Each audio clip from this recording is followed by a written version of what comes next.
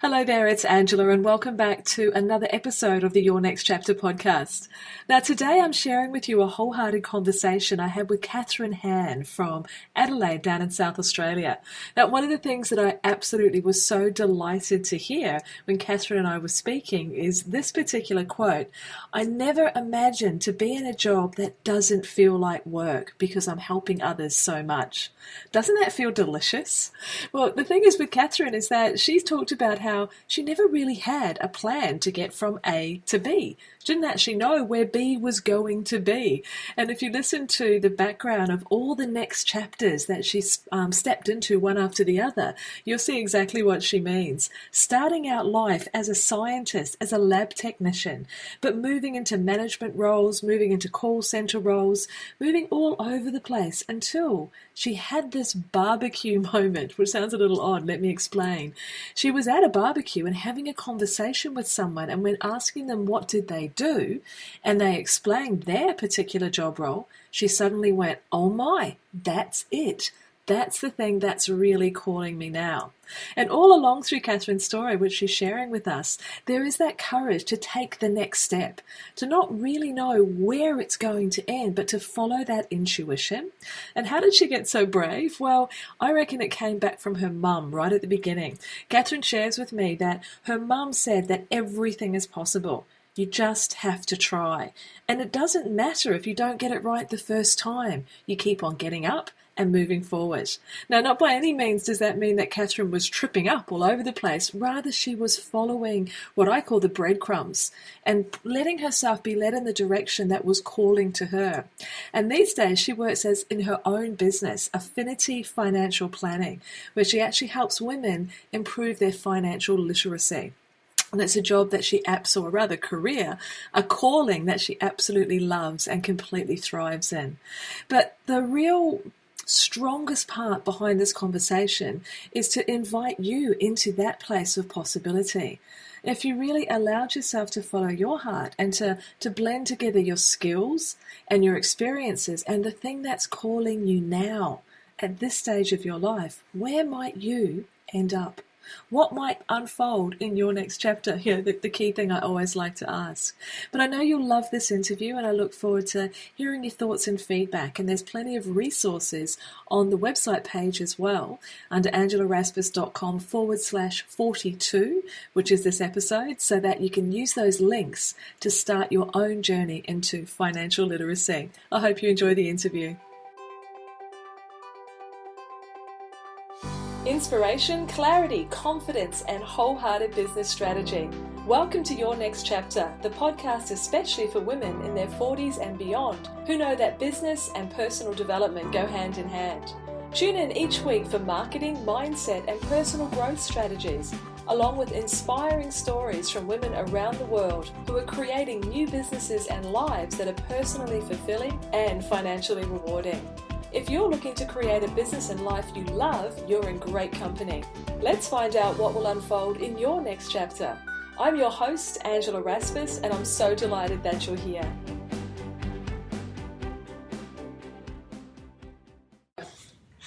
Hello, my name is Katherine Hann, and I'd like to say that it's taken me 30 years to find the perfect job, and my own next chapter is to continue to improve the financial literacy of my clients, their family and their friends.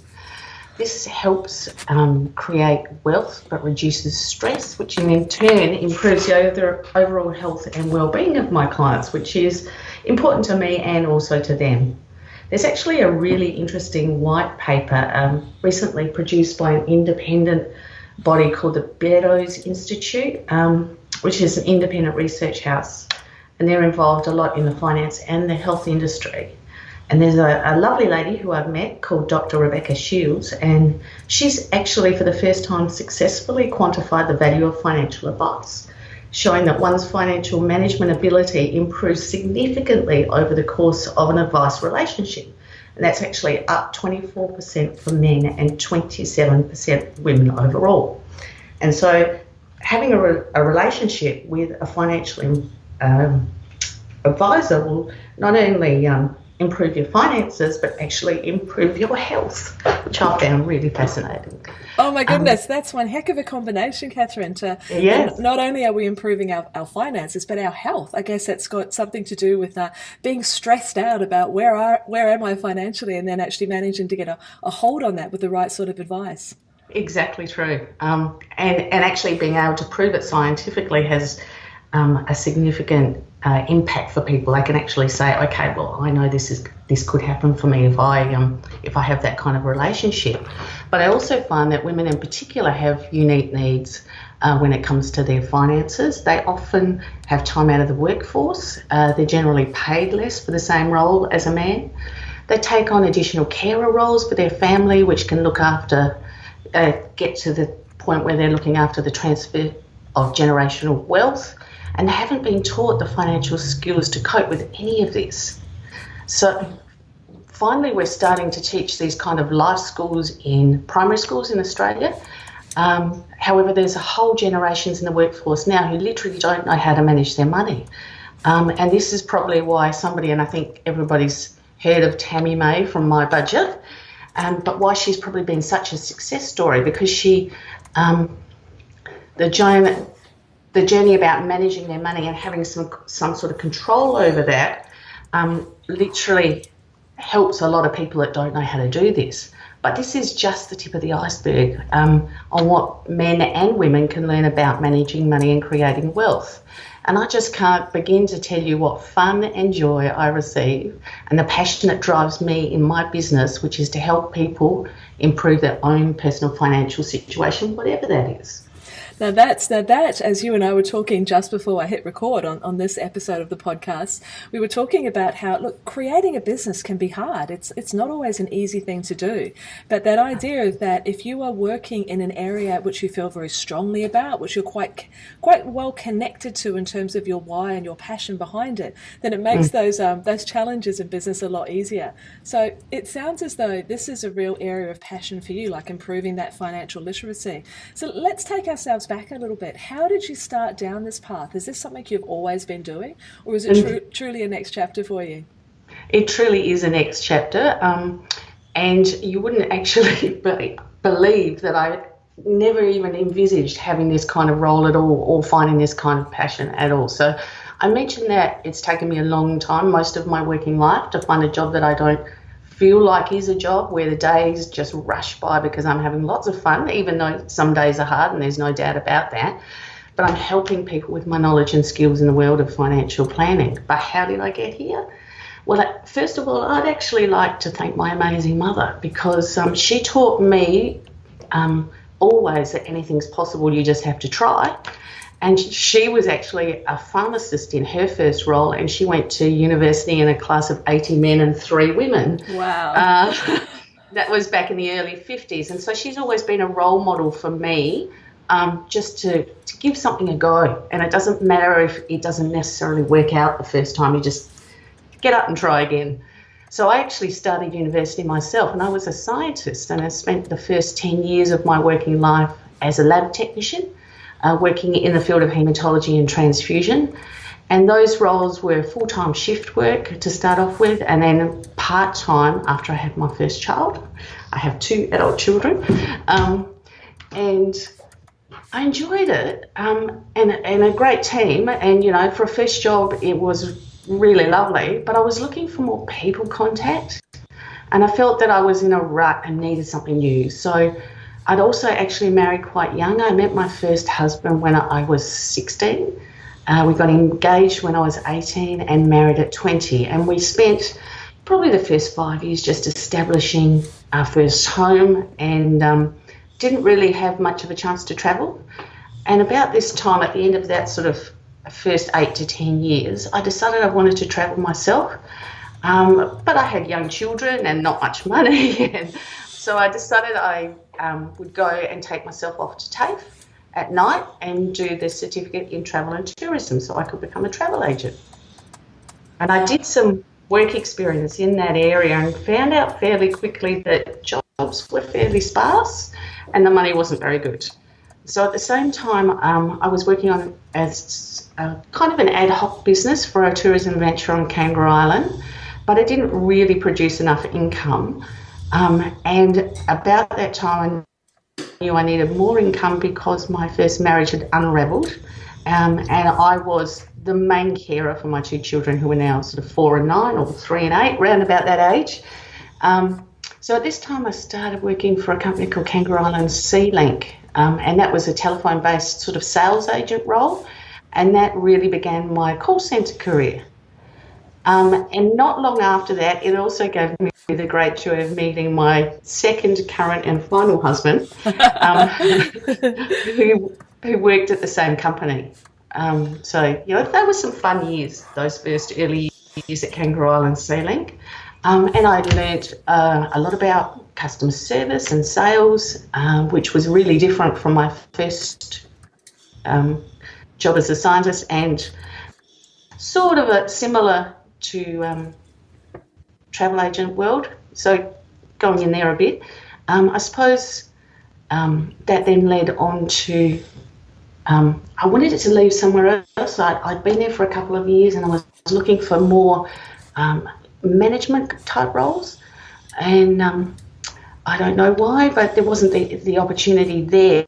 It certainly wasn't gender based. My immediate boss was a lady, but perhaps the company wasn't big enough, or didn't have enough skills, so I decided to take myself off and go and work for Hungry Jack's in their management roles, which was something completely different. And my first management role there was in their Rundle Mall store, which was fairly full on, and taught me some very tough life lessons. It toughened me up quite a bit. I saw some things that I hadn't been exposed to before, but I also learned some management skills. I didn't stay there very long. That was again full time, rotating 24-hour shift roster, and I had younger kids, and Graham was looking after them all the time and I wasn't there, so I didn't stay long. But it gave me enough skills to look for other management roles, and this led me on to a role in a call centre for a credit union, and then management roles in their call centre, and then further management roles in customer centres for Adelaide City Council. This is just coming in there for a moment. What I'm loving of hearing this is that all of the steps that you're taking, and one of the messages that I've heard often when I've been speaking with other lovely ladies on this podcast is that every role that I was in, or every step that I took, it gave me a level of experience and skills that I didn't realize at the time were going to help me with where I got to. Therefore, no step that I've taken, however, left of center, has not had value for me. Do you feel the same sort of way? Because a lot of people get concerned about, but I've only done this or I've only done that. How can I move in this new direction? I absolutely agree, Angela, and I think what women tend to do just because of their makeup is say, look, I don't have all of the skills to go to that next job, so I won't even apply. Whereas generally, and this is, I know, a mass generalisation, but generally men go, oh, well, I've got some of those, so I'll just give it a go. And there wasn't for me a particular plan that said, I want to be there, so I will do everything to get there. It was, there is the next role. I have some of those skills, or I think I can do this, so I will try that role and see how it goes. And I guess some people might have thought I was a bit restless, but I was actually listening to myself and knew that I just needed another step in the process. Oh, that's a point that I'd love to jump. I can't help myself to jump in on for a moment. You said something really important there. I was listening to myself. So you were disconnected from perhaps other people's opinions, because sometimes we can get awfully swayed by those, but you were really tuning into your intuition, yeah? I was actually, and I don't even know that I knew it at the time, but I knew I needed more. I had the loving support of my family, and I just went for something else that I needed.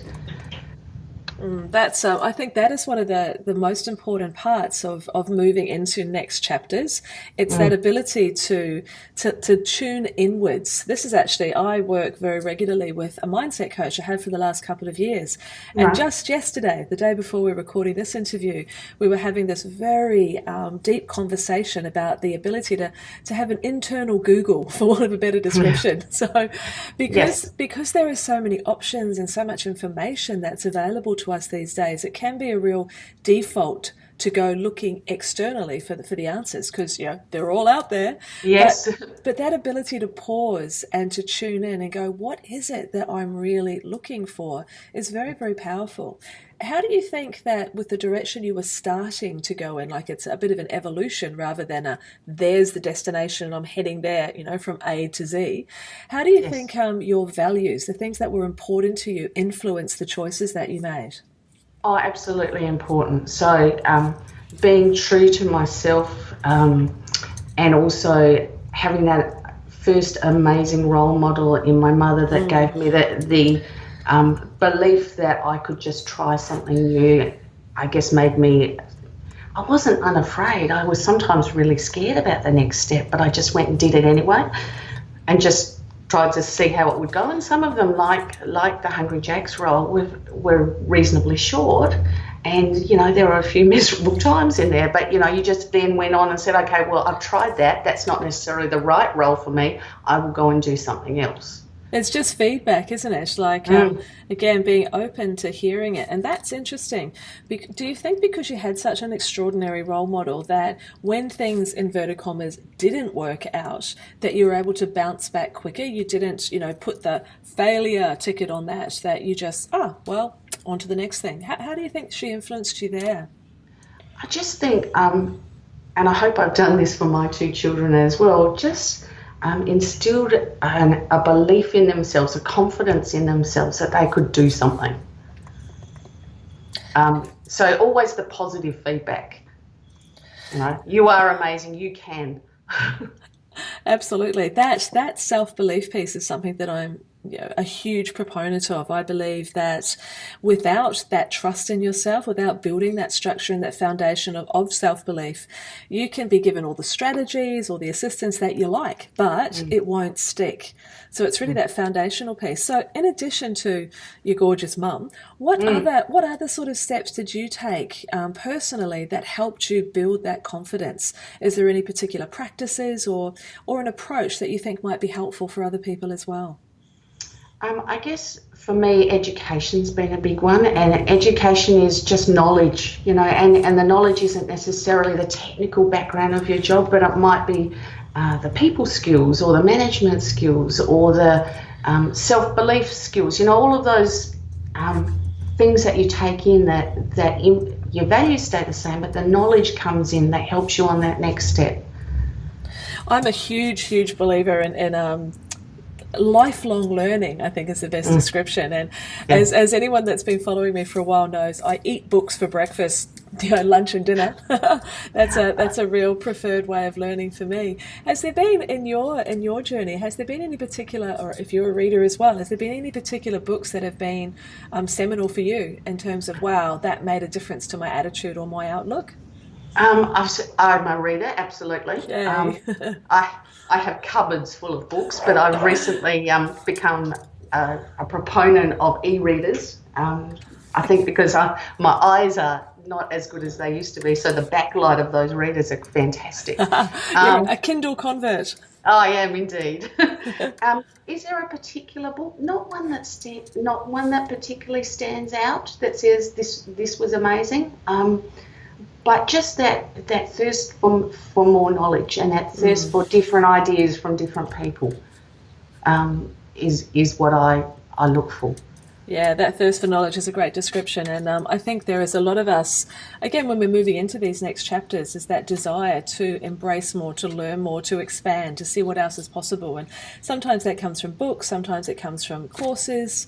I love how you went to TAFE, and you've just triggered a memory in me that I went through a stage about 15 years ago where I thought I'd like to get into the travel industry, and I actually looked at that same TAFE course, which I was hugely coincidental because I had a huge desire to travel as well and didn't do a lot when I was younger. So another kindred spirit there. Yes. Okay, so let's just jump backwards for a moment. Then you'd been to the Hungry Jack's in the management role there in the Rundle Mall. There was some tussles there, and perhaps that wasn't the most favourite role. So you moved on from there. So what were the next steps that you were taking as you were getting closer and closer to this work that you're so passionate about today? The next steps were managing people roles for probably the next 5 to 8 years. So they were learning all of those skills about how to talk with people and how to work with people and how to work with not only the people in your teams that you were all trying to get the best out of, but how to work with your clients and your customers and how to speak with them so that you'd be relatable and understandable. And they were sales-based roles, so it was also about, making money for the company. That was the idea. We all need to do that. So those skills I spent probably the next 8 years working on, and enjoyed that immensely as well. But I think I did hit another bit of a ceiling, and it was actually a backyard Barbie conversation that I was having with a reasonably new friend that started me on my next chapter. I was specifically asking him what he did, and he was actually a financial planner, and it was a light bulb that went on in my head. And I actually said to him, that's what I want to do. And of course I didn't immediately go and do it. I did a lot more research and had a lot more conversations about this sort of proposed change, including having long chats with my husband, and he has always encouraged me to do whatever would make me happy. So I continued to work full-time for the next 3 years and studied part-time. I don't think I had much of a life. And that friend became my mentor for my new career, and I have since, of course, and continue to thank him for his support in starting me out in just the most wonderful profession. We all need somebody, I think, who understands us and who can be to help us when we need it without any conditions on it. So he was really there for me, and it turns out that I started working for my friend as a full-time employee of his in about 2010. And then in 2013, I bought a section of his business that I've been working on, and that's the first time that I actually have ever been self-employed. The big leap, as we often call it. Now, I love to just delve into that, the BBQ moment, we're going to call it now. Yes. And isn't it interesting how we can look back with what I often call hindsight and see when that moment was? You didn't know it was going to happen. You were just staying open. And when you stayed open, as we might say, the universe provided. So how did it feel? How did you know at that stage when you said so boldly, that's what I want to do? I want to be a financial planner. What was it about it that appealed to you and really resonated? It combined a little bit of the travel, because in those days in this world there were a lot of conferences, and I used to be overseas and in Australia. And that gave me a work opportunity to do some of the travel that I hadn't been able to do. But it also, and that was a nice side benefit, but it wasn't the main reason. I just felt excited about the idea of combining the client customer service skills, the people skills, and the lab science side of my brain, which is the maths side of my brain that I just get. And that I enjoy, and it combined all of those things into one, and I just knew, I just knew. So that process of seeing or feeling that it had that combination of the things that were most important to you, was that something that really hit you, or was there a little bit of analysis where you went, hey, well, travel, tick. The math skills, tick. The people skills, tick. The making a difference, tick. Was that something that you spent a little time understanding, that this was the type of opportunity that really utilised your skills, aligned with your values, and opened this new perspective? I think the answer to that question is both.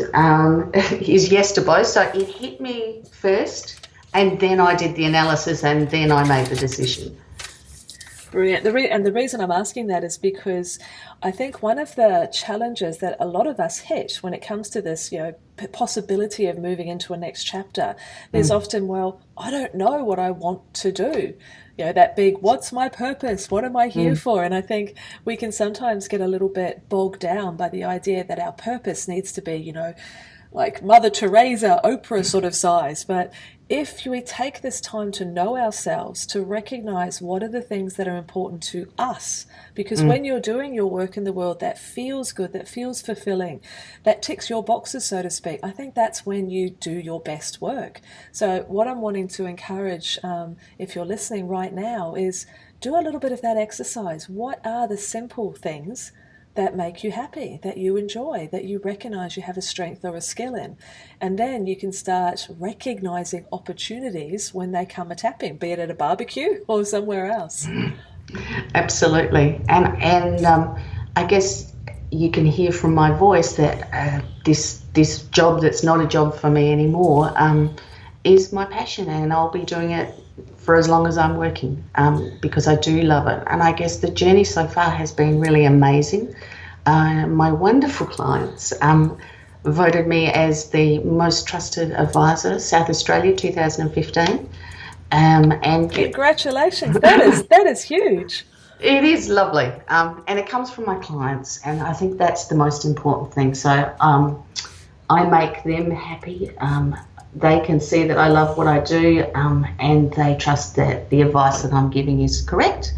And that award was issued from that independent institute, the Beddoes Institute. So it's completely outside of our financial planning licensee, for example. I hope you got a darn big trophy and it's sitting somewhere. Yes, it's sitting on my desk. Excellent. There's a concept that I often talk about, which is the fabulous file, which I believe every woman, whether you're in your next chapter or otherwise, having a fabulous file is the collection of things that you've done, that you've enjoyed, that you've created, that you can look back on, and they give you a boost. So if I had a trophy like that, it would certainly be sitting on the top of my fabulous file. And I agree with you about the fabulous file, and mine is around me in my office. So my other passion, which is not work related, is golf. So I love to play golf, and I play it every Saturday, and I have a big social network in my life doing that. So next to my most trusted advisor award trophy is my golf trophy from my friends. So these are the things that are important to me, and right next to that, and we talked about that always thirsting for knowledge. I've just completed my the Financial Chartered Practitioner's Certificate, which is, I think I'm the first one in South Australia in our licensee to complete that. So always learning, and that's taken me 18 months to complete while running a full-time business, etc. But I think that thirst for knowledge and that increase in educational profession in our profession is really important. So I am considering, but haven't yet decided whether to go on and do my master's in financial planning as well. I have this feeling if I came back and visited you in a few years, that one's probably going to be in the fabulous file too. So tell me, Katherine, we were starting at the beginning of our conversation, we were touching on the importance of financial literacy, and I'd really like to delve a little deeper into this. Now, I'm the first one to put my hand up and say that I have in the past abdicated my responsibility in this area. I certainly did not have that same type of role modelling. I grew up on a farm in New Zealand, and it was really quite simple and quite hand to mouth in a lot of ways. And there was never a lot of money that was, sloshing around, so to speak. Now, do you feel that anything about money beliefs can trip up women in this area? Now, we're moving into the mindset discussion here for a moment, but yes. I've carried some of these beliefs through that you have to work really hard to make any money. My dad was a shearer and a fencer, so I made that connection very quickly. And that real money is for other people. It's not for me. Yes. And so I never really delved into how to manage my own finances. It was in one hand and out the other when I was younger. And I married relatively early. I was 23 when I met my husband. I'm almost 48 now. And he really took more of the financial reins, and it was just easy that way. But Yes. I've realized in the last few years, my sister is an accountant and incredibly astute, and she slapped me over the knuckles quite a few times. So to get a better understanding, to get clearer. So I've brought, Xero into my, used to use MYOB, now use Xero, but I actually understand the reports now, where I used to just like, oh, well, the accountant will take care of that, Yes, yes. etc. So what's your thoughts about that interplay with your experiences and beliefs, and then the need to actually move into literacy now? Because I think a lot of women, without wanting to stereotype, would go, I'm just not good with money. Yes, and they do. I do, and generally they will tell you, which is great, because women tend to be a little bit more open, particularly with another woman about this. But you might easily have a man on the other side of the desk or with you in an appointment who may not be good with money but won't admit it. So that happens as well. And I don't think it's anybody's fault really. I think there's just been this massive gap in what I call a life skill, managing your money, and that gap may have come from your parents because they didn't know. They weren't necessarily taught themselves. You didn't get taught this life skill in school. Generally because of the way that perhaps the previous generation had been brought up, it was the man that looked after the money, so he had to learn, and that pressure wasn't on us. But now society's changed quite a lot, and women quite often find themselves on their own, or for whatever reason, whether they're divorced or widowed, or decide not to be in a relationship, and they have to look after their own money, so they have to learn. And because they are really good at being a little bit more open, they will actually ask and try and learn what they need to do.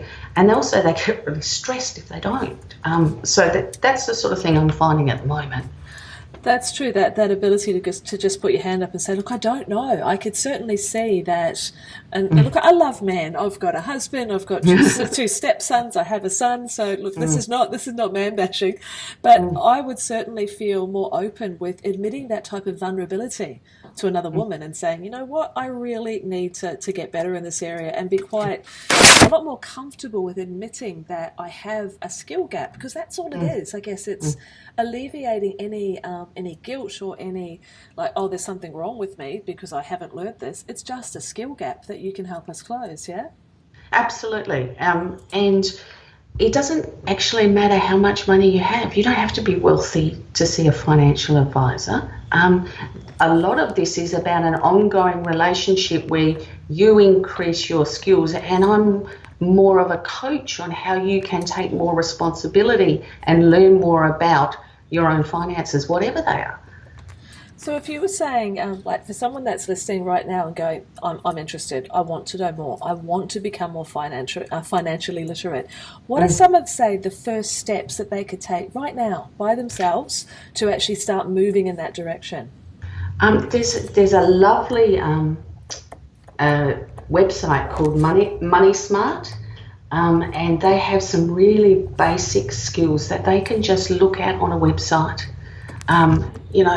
Basic budget calculators. You probably would be astounded to know that a lot of people don't know what they earn and they don't know what they spend. So those are the two very basic starting points. Maybe some self-education. I actually regularly blog on my website. So there's some really basic and some more complex information on my website where you can have a look at just increasing some knowledge. And then it's, establish a relationship with a financial planner. Don't be scared to come and just have a chat and see if you can build a relationship, because that's what the ultimate thing is, build that relationship so that you have more control over your own money.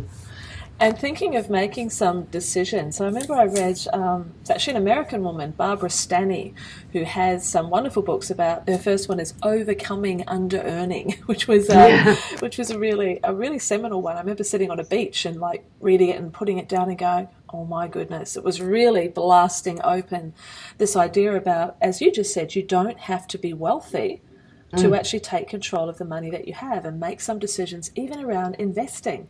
And I think, again, I can only speak from my perspective, so let's see if other people relate to it.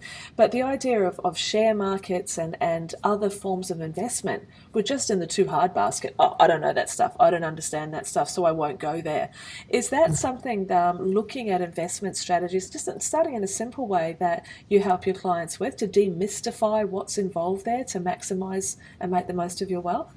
Absolutely, absolutely. So some of the things that you can do besides, working out what's coming in and what's going out is to talk to your advisor and talk to your partner or your family or whoever's important to you and say, okay, what are my goals? What are my short-term goals? What do I want to do with my money? What are my medium-term goals and what are my long-term goals? What am I going to do when I retire? How am I going to live? What am I going to use to live on?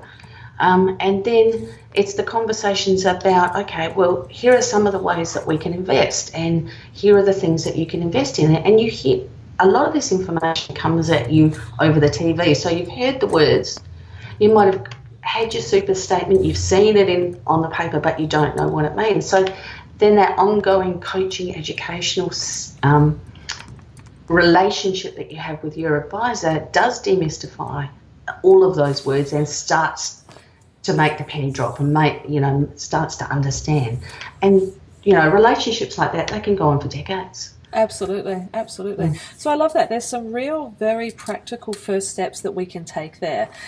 We can work out those basic budgets. What do you earn? What do you spend? And not just assumptions, but to actually track it. It can be quite illuminating when you go through that tracking experience, can't it? And I love that one about what are my goals, short, medium, and long term, to actually quantify them, put them down on paper. And then that helps you make some decisions and see where you do need to put your attention. And I'm sorry, I interrupted you. No, that's fine. I guess these sorts of things that we're talking about, these are behaviours of your financial literacy. So managing your income and your expenses, planning ahead, getting some understanding of what your investment options are, using those information and tools that you can gain both from your advisor but also the information that's out there on the website, as I explained on the Money Smart website. They've got a lot of information and calculators there, and just starting to have some sort of financial control over your life so you have less stress and you are healthier and you don't put it in the too hard basket. Oh, I love that. Behaviours of financial literacy. I'm writing that one down. I'm beginning to behave like a financially literate person. Well, if you do it, and we've both discussed we have children, and I certainly have adult children, they will be able to do it too because they're in the world of the digitalised world. So this is normal for them. And if we have those skills and we impart those skills to the next generation, they will be less scared than we are, or less scared than the people I deal with. They will think it's part of their normal life. And there's a lot of wealth in probably our parents' generation, that baby boomers generation, that's transferring to this generation and also will transfer to the next generation. They need to know how to deal with that. Absolutely. It reminds me, actually, my daughter's 13, and we were sitting on a couch the other day and she was bemoaning her maths homework, as we do. And she actually said words to that very effective. Why don't they teach us something that's, usable every day? Why don't they teach me how to budget and how to do this and this and that? And I sat there going, right on. It hasn't changed. So, but I do like that idea of us actually taking the responsibility to impart the knowledge once we have it ourselves onto our children. We teach them a lot of things. So why not make that financial literacy a basic skill that we can empower ourselves and themselves with as well? Absolutely. In fact, I have something called the 5 Key Behaviours for Financial Literacy, and how it will make a huge difference to your family. And I'm happy to pass that on to your clients if you would like. Fantastic. I would love that. And in fact, as we're coming to a natural close on this wonderful conversation, which has really opened my eyes in lots of directions, where can we find you? Like that Money Matters website, I'll certainly put the link here, but most importantly, your own blog and your own services. Where do we find you on the interwebs? It's very easy. You just need to put in Katherine Hann, and I will come up on the top of the Google list. Yay. And that's Katherine with a K. And yes. Excellent. We'll make sure we get that one. And we'll pop in there the 5 key behaviours for financial literacy. We'll make sure that download is available as well. Katherine, this has been a really rich and deep conversation. I really appreciate the time that you've taken. And what I'd like to just finish with is we've covered, your own journey and all those beautiful steps that you took to get to where you are today, and that real encouragement that, you take the next step that's in front of you and you don't necessarily know what the end goal is. Like there's a beautiful quote that I can't remember who actually had it, but it was about you take the first step because you can't necessarily see the next or the next or the next in the staircase. And you're a wonderful example of following your intuition and getting that education along the way that's brought you to where you are today. So that's hugely encouraging. But from the financial perspective as well, I'd just love you to leave us with some final thoughts for someone that gets off this call today and starts to move in this new direction themselves to take control of their finances. What would be the last sort of strongest piece of advice that you'd like to share? Well, I don't want to come across as saying that it's easy, because it's not. I'm sometimes scared, and I have been in days gone by, and sometimes doubtful of my abilities, and I think that just makes me normal like everyone else. I think having an open mind, loving to learn new things, and just continuing to change and grow and be willing to take the next step